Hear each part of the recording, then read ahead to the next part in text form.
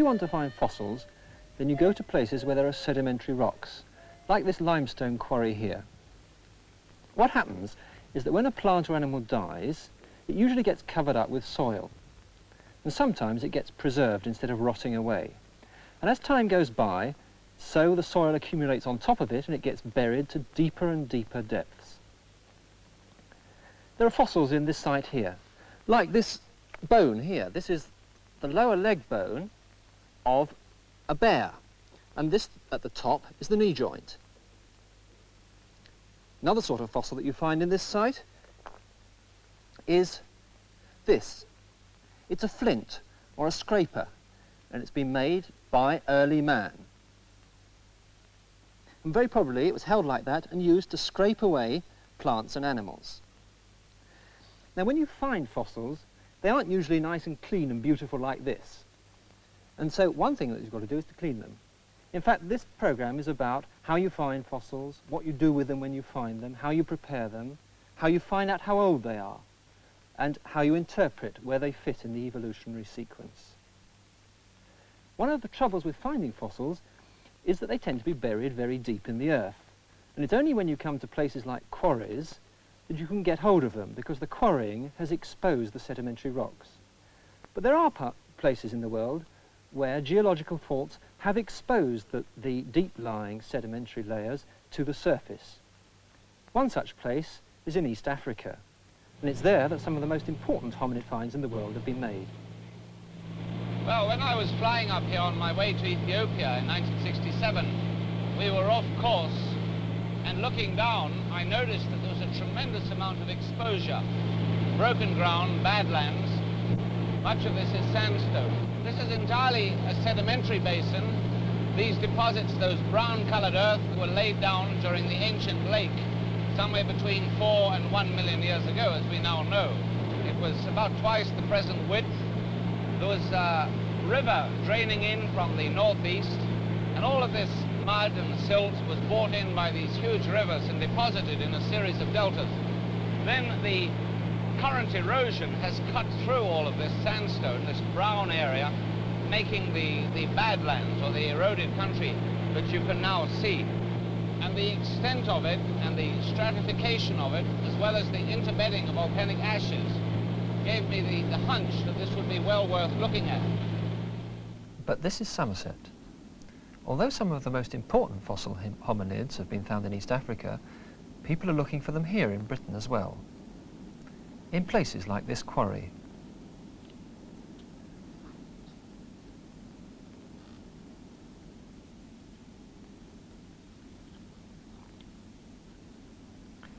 But it's not the whole quarry we're interested in. High up, in one small part of the quarry face, members of the paleontology department from the Natural History Museum in London are excavating a fossil hominid site. In fact, it's an old caveman site, and it's been dated at about 400,000 years old, probably one of the oldest hominid sites in Britain. It's not a cave anymore because it's gradually been filled in over thousands of years. Streams running through the cave have deposited sediments that have piled up, and the roof of the cave has fallen in. But that browner region there is where the cave was. It's different in colour from the surrounding grey of the limestone. Although plenty of axes and choppers have turned up during the excavation, nobody's yet come across any hominid bones.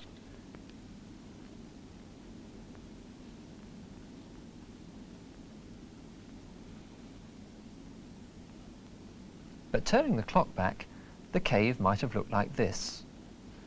Our ancestors living a communal life in the cave.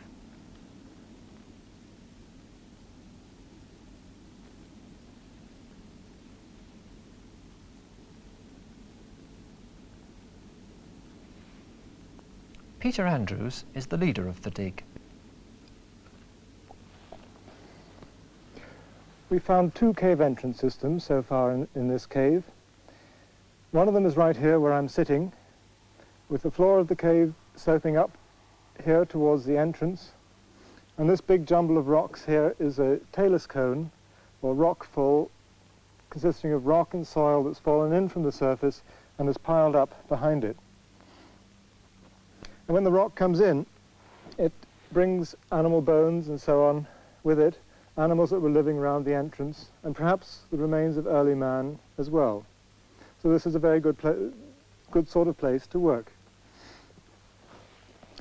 And one of the problems of working in a quarry like this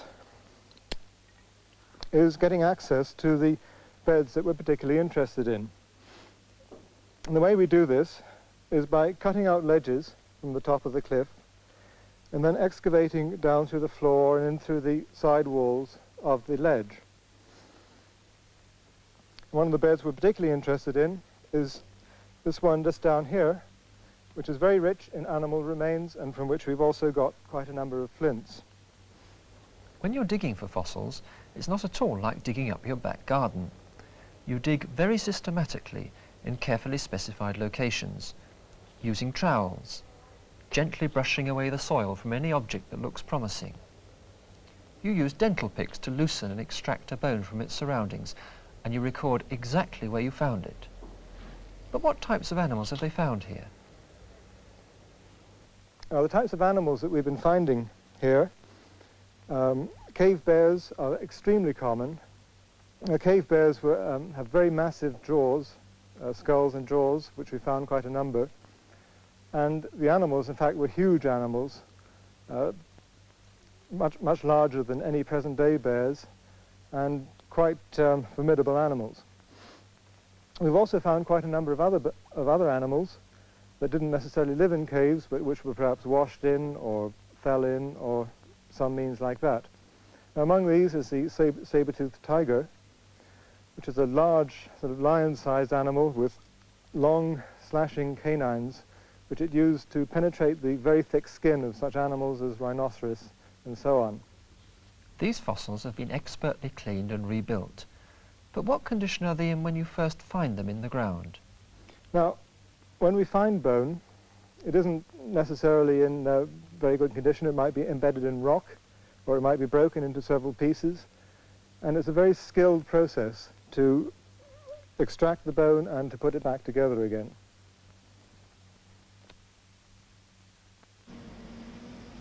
In fact, most of the cleaning is done back in the laboratories of the Natural History Museum. That's what Frank Howe's job is.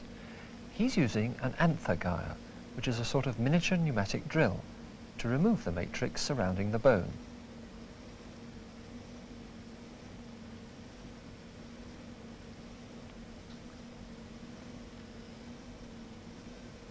It's a delicate and painstaking job and requires a lot of skill and patience.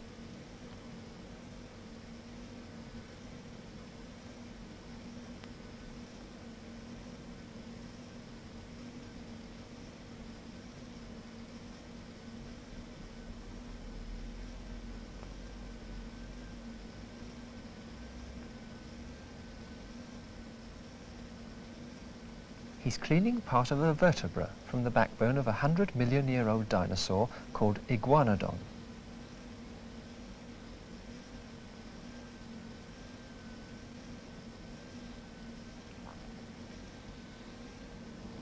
When it was discovered, the vertebra was in several pieces. Now it needs to be stuck together.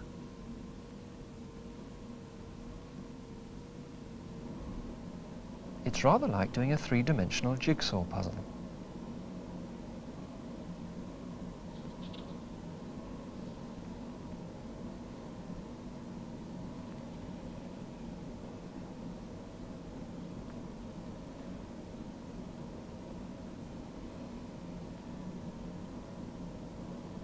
So this fossil's about 100 million years old.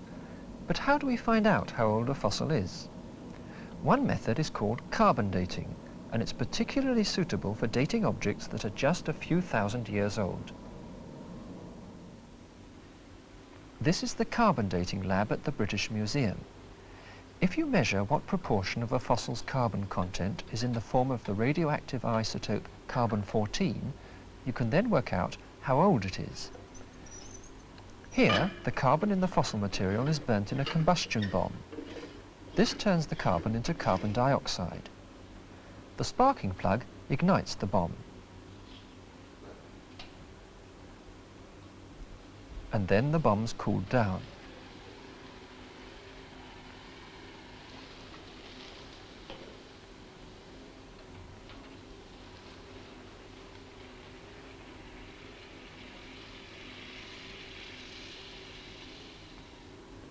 Inside this elaborate collection of glassware, the carbon dioxide is converted into benzene. Carbon dating makes use of the fact that the carbon compounds found in live animals and plants contain both the non-radioactive carbon-12 and also a small but constant proportion of the radioactive carbon-14. Once an animal or plant dies, the proportion of carbon-14 steadily decreases.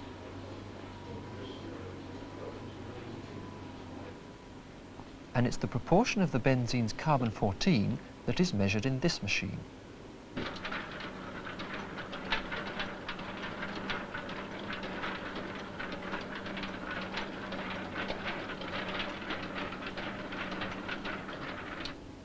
It takes each sample of benzene in its own little bottle and measures its radioactivity. The trouble with this method of dating is that the older the fossil, the less accurate does it become.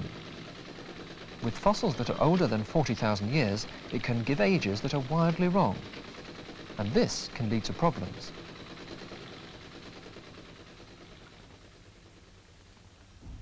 One such problem arose in 1960 in Greece, near the village of Petrolona. A primitive fossil hominid was found in Goat Hill Cave, a site where several hominid remains had previously been discovered. Carbon dating of the surrounding rocks put a minimum age of 44,000 years on the skull.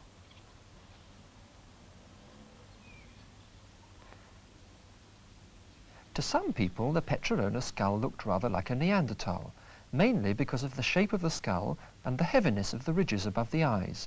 But other people thought differently and regarded Petrolona as much older, despite the carbon dating evidence. So how can we decide where Petrolona really belongs? We need to go back in time and look at the morphological features that changed most markedly during hominid evolution. This is Java man.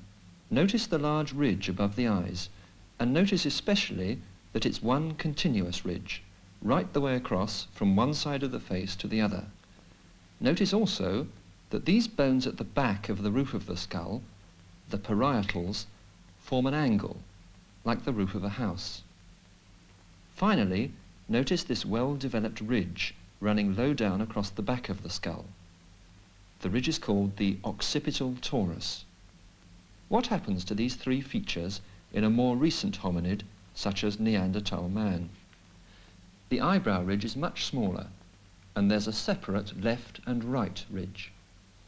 The parietals are flatter, no longer forming an angled roof, and the ridge at the base of the skull, the occipital torus, is also reduced. And now what happens to these three features in modern man? The eyebrow ridge is still smaller, and it's separated into a very clear left and right hand ridge. The parietal region is now nice and rounded, not looking like the roof of a house at all. And the occipital torus is very slight indeed. Using these diagnostic features, we're now in a position to see where Petrolona fits into this sequence.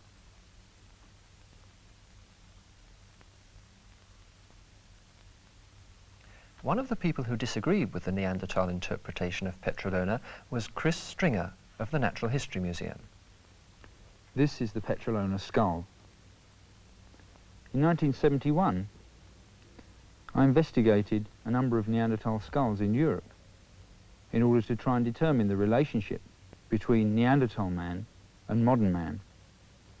As part of that study, I went to Greece to see the Petrolona skull, expecting it to be a Neanderthal, perhaps aged less than 50,000 years old. But as soon as I saw the skull, I realized it differed in a number of very significant respects from any of the Neanderthal skulls that I'd seen up to that time. And in some respects it even recalled the much earlier species of man, Homo erectus.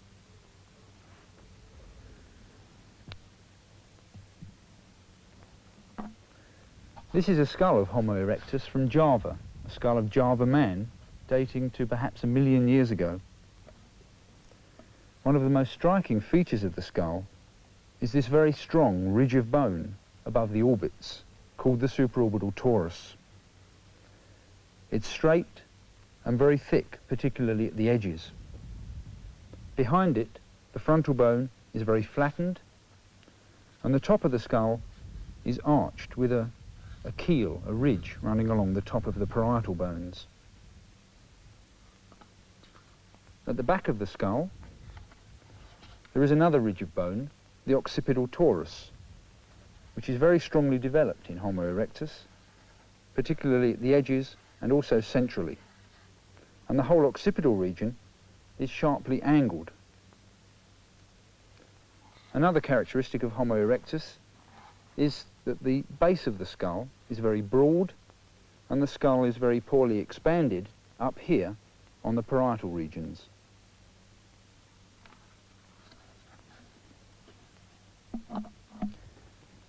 If we look at a Neanderthal skull, we see that the brow ridge is much less developed than in that of Homo erectus. The sides of the brow ridge are not very thick, and the ridge itself forms 2 distinct arches. Behind the brow ridge, the frontal bone is fairly expanded, and at the back of the skull, the occipital torus is very reduced. In the centre, there's a depression dividing it into 2 distinct parts, and at the edges, it fades out completely.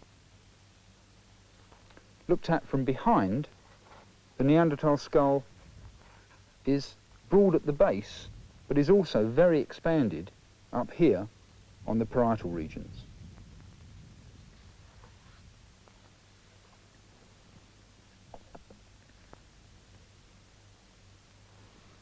The Petrolona skull, by comparison, has a very strong, thick brow ridge, strong at the edges, as in Homo erectus, but it's formed into 2 distinct arches, as in the Neanderthals. The frontal bone is very flattened, as in Homo erectus, and the parietal bones have a slight ridge along the top of them, as also in Java man. If we look at the occipital region, the torus is very strong in the middle, but very weakly developed at the edges, as in the Neanderthals. And the occipital region is angled, but it's not angled as sharply as in some fossils of Homo erectus. Viewed from behind, the skull is very broad at the base, as in Homo erectus, but is more expanded up here on the parietal regions. So in all the features I've mentioned, Petrolona seems to be an intermediate between Java man and the Neanderthals. An intermediate, in other words, between a fossil that's perhaps 1 million years old and one that's perhaps 50,000 years old. So clearly, if it is an evolutionary intermediate, it should be much more ancient than the Neanderthals. And in some respects, it bears resemblance to some rather fragmentary fossils from Europe, which are perhaps 350 to 400,000 years old. We've talked about the features of the outside of the skull, but we can also get a lot of information about the inside structure of the skull using X-rays. In the skull of Homo erectus, the brow ridge can be seen to be made of solid bone. It's a very heavy structure. The walls of the skull are also very thick, and this means that the actual volume inside the brain case is limited and the brain is relatively small. At the back of the skull, the occipital bone can be seen to be strongly angled, and the occipital torus is very thickened, both on the inside and on the outside. In a Neanderthal skull, the brow ridge, although prominent, can be seen to actually be hollow. Inside it is an air space called the frontal sinus. The walls of the skull are much thinner, and in the occipital region, the actual bone is quite thin. So the volume available in the brain case for the brain is something like 50% greater than in Homo erectus. In the Petrolona skull, the brow ridge is very prominent but is hollow, with a very large frontal sinus, as in the Neanderthals. But at the back of the skull wall is very thick, and is particularly thick in the occipital region, as in Homo erectus. So again, Petrolona seems to show intermediate characteristics.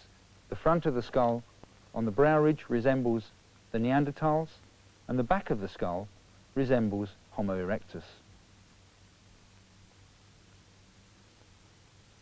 So all the features of the Petrolona skull suggest that it's very much older than 50,000 years old, perhaps as much as 350,000 years old. So why did radiocarbon give this age of 44,000? What was wrong with the method? Well, one of the problems with radiocarbon is that 44,000 years is just about at the limit of the technique. It can't be used to date materials older than that.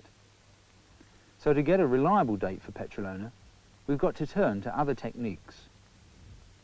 Two of these are uranium-thorium dating and a new technique, thermoluminescence. On the skull itself, you can see this pink material, which is in fact stalagmite. And several deposits of stalagmite in the Petrolona cave have been dated using thermoluminescence. This method relies on the fact that as stalagmite accumulates, it absorbs radiation from cosmic rays and from its surrounding environment, and this energy is stored up in the stalagmite. When the stalagmite is strongly heated, it gives off this radiation again in the form of energy, which can be measured to give an idea how long it has been since the stalagmite formed. Using this technique on stalagmite from the Petrolona cave gave an age of at least 250,000 years old. And to me this seems a much more reasonable date for the skull, in view of all the features we've already discussed. One of the problems about paleontology is reading about it.